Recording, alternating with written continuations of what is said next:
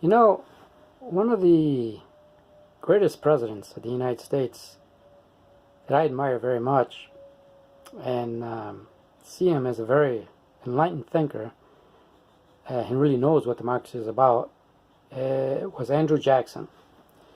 Now, see, Andrew Jackson,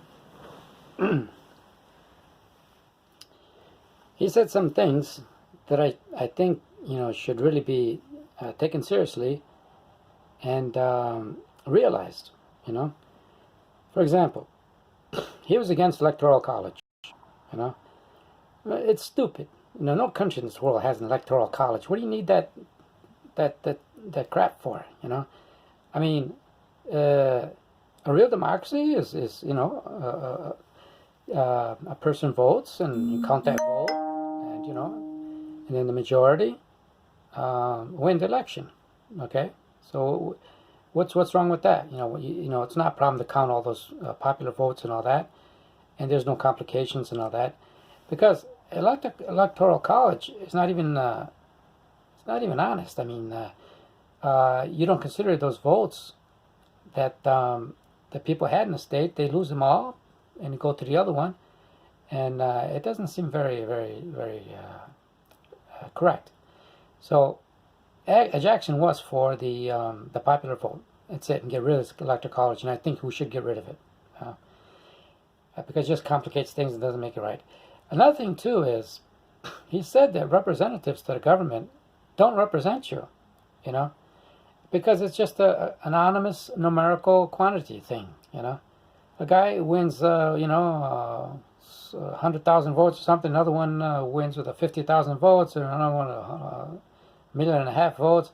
Does he know all these 1.5 million, 100,000? Does he know anybody there? So how can you be a representative of somebody that you don't even know? Who are you representing, really? Did you meet the guy? Do you know what he says? Do you know what he wants and all that?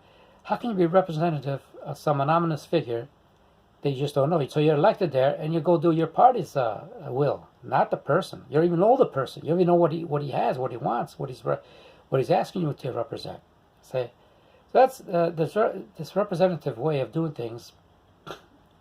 An anonymous numerical way is not real.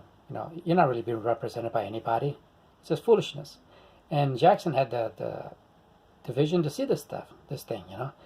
So he said, the person that votes, who's being voted on, has to take into account what they want and just do that. That's it. Nothing else. Not go doing the will of a political party or doing his will without even knowing who the heck you're representing. So we have to change the representative system. Now, third thing is, Jackson was against the Supreme Court interpreting the Constitution. He said, "What do you need a Supreme Court to interpret the Constitution?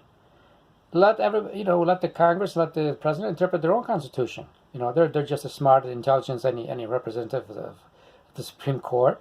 The Supreme Court people aren't smarter or some kind of a elite better than anybody else. Or any more intelligent.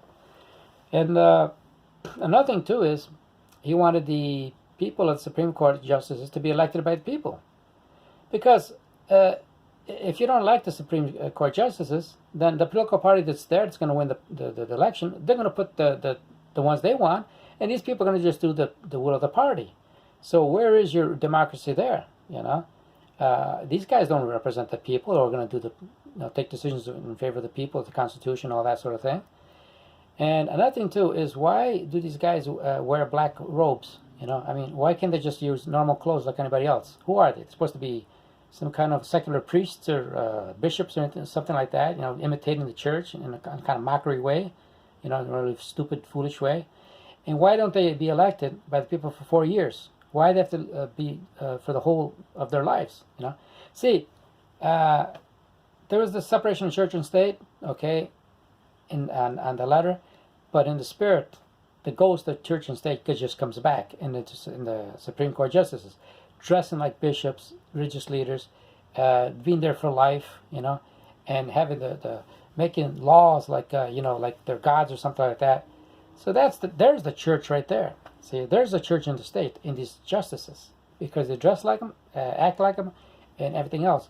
They got to be just elected by the people, 4 years like anybody else, and then they can't make decisions, that bind as laws, because that's usurping the power of the Congress. Congress is what makes laws, not judges. See, a judicial decision has to be just for the people involved in that moment and at that time in that situation. If I go there with taking a case against a friend of mine, and I go to the justices, that's it. That's my case. It's done for, and not because the decision is going to affect the whole nation. It's going to become a law for the nation because what I take to the Supreme Court. That's a very great abuse of power, and it's not even right, because, like I say, who makes these laws is the Congress, not the judges.